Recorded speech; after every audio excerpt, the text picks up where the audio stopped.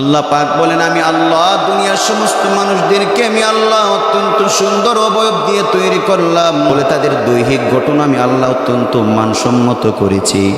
মানসিকভাবে আমি আল্লাহদেরকে শক্তিশালী করেছি। নৈতিক চিন্তা ফিকিরের ক্ষমতাও আমি আল্লাহদেরকে দান করলাম। বুদ্ধি দিলাম, বিবেক দিলাম, নেই বিচার করার মতন সক্ষমতা আমি আল্লাহ দান করলাম। এই কোয়ালিটিগুলো আমি আল্লাহ অন্য কোনো বস্তু এবং মাখলুকাতের মধ্যে আমি আল্লাহ দেই নাই। আমি আল্লাহ মানুষকে এই সমস্ত বস্তু থেকে আলাদা করলাম। এর একমাত্র কারণ হলো এই মানুষগুলো হলো আমি আল্লাহ পাকের সমস্ত মাখলুকাত থেকে সম্পূর্ণ ভিন্ন এবং আলাদা। কথা বলেন ঠিক কিনা? আচ্ছা মানুষ বলো দেখি, রাত্রি কেন কালো? সূর্য বলো কোথা হতে পাইল এত আলো?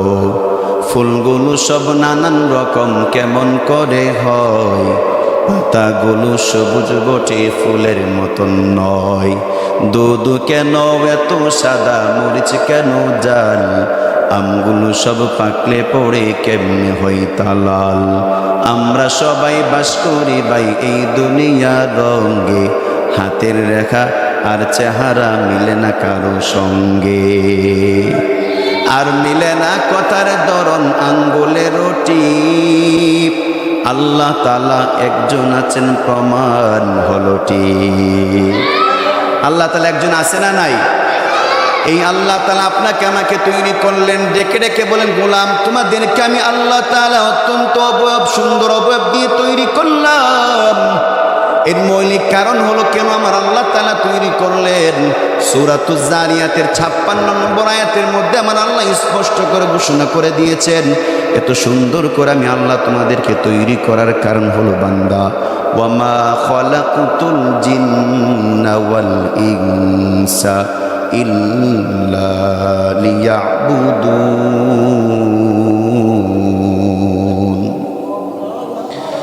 আল্লাহ বলেন, আমি আল্লাহ তোমাদেরকে এবং জিন জাতি সবাইকে সৃষ্টি করলাম একমাত্র আমি আল্লাহর ইবাদত এবং দাসত্ব করার জন্য।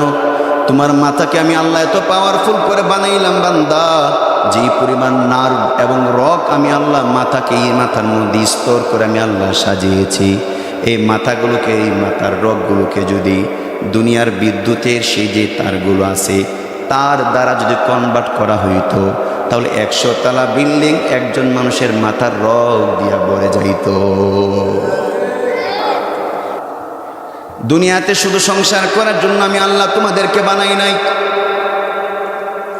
বাজারে খুশ গল্প বন্ধু বান্ধবের সাথে করবে এই জন্য আমি আল্লাহ তোমাদেরকে বানাই নাই।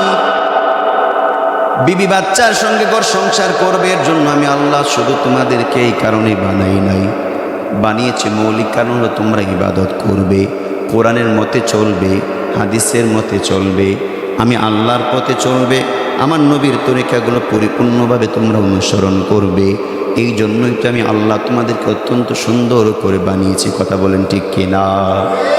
আল কোরআনের পথ এই পথই আসল পথ, অন্য পথে অন্য মতে নেই যে রহমত। আল কোরআনের পথ এই পথই আসল পথ, কোরআনের পথে চললে সুখী হওয়া যায়, কোরআনকে না মানলে বান্দা দুঃখী বনে যায়।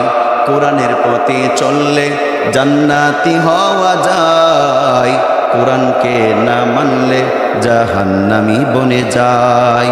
দুনিয়া তো আসবে কষ্ট মুসিবত, কষ্ট মুসিবত, আল কোরআনের পথ এই পথই আসল পথ, অন্য পথে অন্য মতে নেই যে রহমত। আল কোরআনের পথ এই পথই আসল পথ। কথা বলেন ঠিক কিনা? তিনি বলছেন, রাসূল সাল্লাল্লাহু আলাইহি সাল্লাম ঘোষণা করেছেন এইভাবে, ক্বালা রাসূলুল্লাহ সাল্লাল্লাহু আলাইহি ওয়াসাল্লাম, ইন্নাল আবদা ইযা আখতাআ খাতিআ নুকিতাত ফি কলবিহি নুকতাতুন সাউদা।